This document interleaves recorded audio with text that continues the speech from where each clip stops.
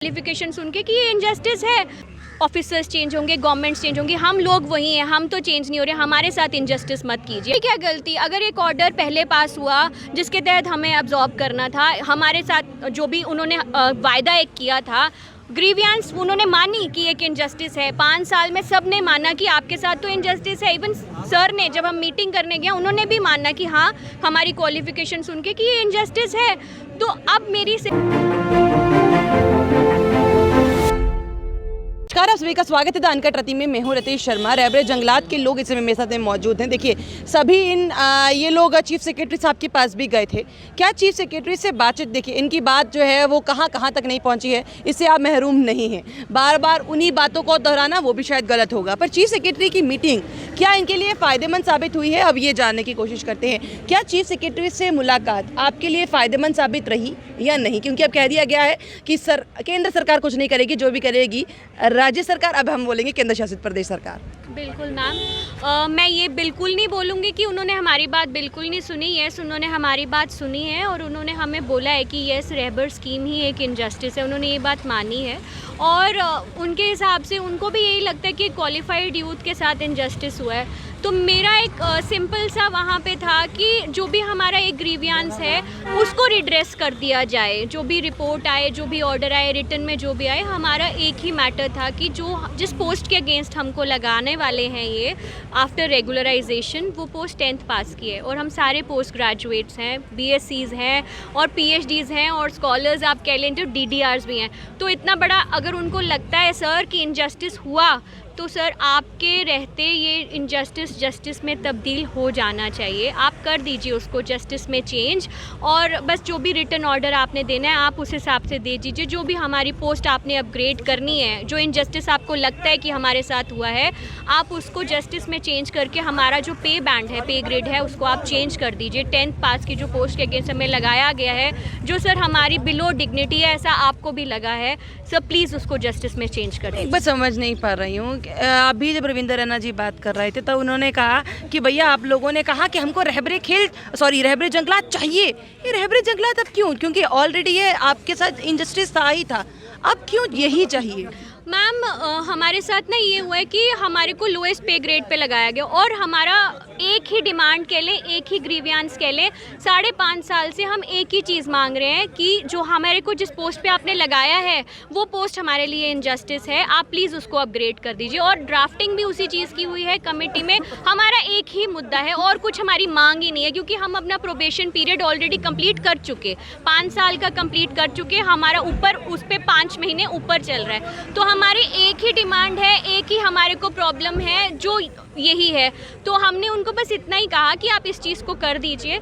और रही बात पोस्ट की, जो पोस्टें ऑलरेडी वहाँ पड़ी हुई हैं, आप उन्हीं के अगेंस्ट हमें अब्जॉर्ब कीजिए। कोई आपको फाइनेंस नहीं करना है। रिक्रूटमेंट बोर्ड को डीफ्रीज का मैटर जो आ रहा था, जो उनको मेमो निकाला हुआ है, क्योंकि हमारी पोस्टें तो ऑलरेडी डीफ्रीज्ड हैं, रिक्रूटमेंट बोर्ड को दे दी हुई हैं। तो हम लोग वही डिमांड कर रहे हैं कि जो पोस्टें आपने, हम लोग तो तब भी नहीं आए हैं, हमने तब भी डिग्निफाइड वे से उस चीज़ को टॉलरेट किया है, तो वो पोस्टें ऑलरेडी डीफ्रीज्ड हैं, वो भी वो उस चीज़ को देखें और हमें अब्जॉर्ब करें विद अ डिग्निफाइड पोजीशन, जो हमारी एक ग्रीवियंस है, जो उनको भी अब लगता है कि इनजस्टिस है। फॉरेस्ट गार्ड की क्या बात चल रही है कि कुछ फॉरेस्ट गार्ड पे लगाने की बात हो रही है, क्या हो रहा है? मैम, जो फॉरेस्ट गार्ड का ग्रेड है ना, वो ग्रेड पे है, उसका eligibility criteria is 10th pass.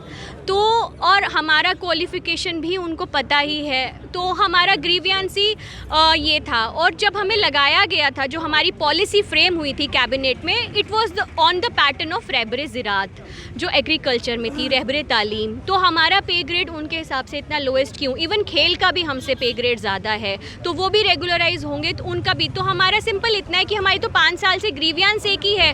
रहबर policy को देखें, उसमें भी हम लोएस्ट पे जा रहे हैं, डिपार्टमेंट में देखें हम उसमें भी लोएस्ट पे जा रहे हैं। तो एटलीस्ट हमें आप at par with other schemes और at par with our eligibility criteria आप हमारे बारे में सोचें और जस्टिस प्रोवाइड करें। वही बात थी हमारी। क्या परेशानी है? अब तो रविंद्र रैना ने आके बोला डन डनाडन डन, तभी डनाडन डन जो है वो कितना फ़ायदेमंद साबित हुआ पहले और अब? मैडम, ये डन डनाडन नहीं है, ये ठन ठन गोपाल जैसी बात है। क्योंकि जो हमारा जब 2017 में हमें अपॉइंट किया गया था तो उस वक्त जो हमारी स्कीम थी रहबर जंगलात की, वो एज ए रहबर पॉलिसी के तहत में हुई थी। जो उस टाइम में रहबर ज़राअत जो है उस पैटर्न पे लगाने की बात हुई थी, और रहबरी तालीम के पैटर्न पे, और रहबरी खेल जो उनका पे स्केल है उस हिसाब से लगाने। जब SKICC में हमारे जो बहुत बड़ा सेरेमनी हुई थी, जो तमाम क्राइटेरिया हमें फुलफिल होने के बाद में जो हमने जैसे वॉकिंग टेस्ट था, उसमें फिज़िकल टेस्ट था और बाकी जो वेरिफिकेशन वगैरह हुई थी, उसके बाद में जब ऑर्डर SKICC में दिया गया, बहुत बड़ी जो है वहाँ पर सेरेमनी हुई थी, तो शॉक हो गए हम वहाँ देखकर कि हमारे हाथ में ऑर्डर है बाज़ाब्ता, उसमें हमारा पे ग्रेड जो है वो 1900 का दिया गया था, जो एक फॉरेस्ट गार्ड का पे ग्रेड है 10वीं का। तो हम लोग जो अचानक से जो है उन्हें बड़ी सेरेमनी में वो सब देखने के बाद हम हक्के बक्के रह गए। तो फिर बाद में जो है हमने इसकी बात की, तो उन्हें कहा गया कि आपके ऑर्डर में जो है एक मॉडिफिकेशन का लिखा गया है, वो जो है हम आपको उसमें कर देंगे एट पार विद रहबरी ज़राअत, रहबरी तालीम और रहबरी खेल।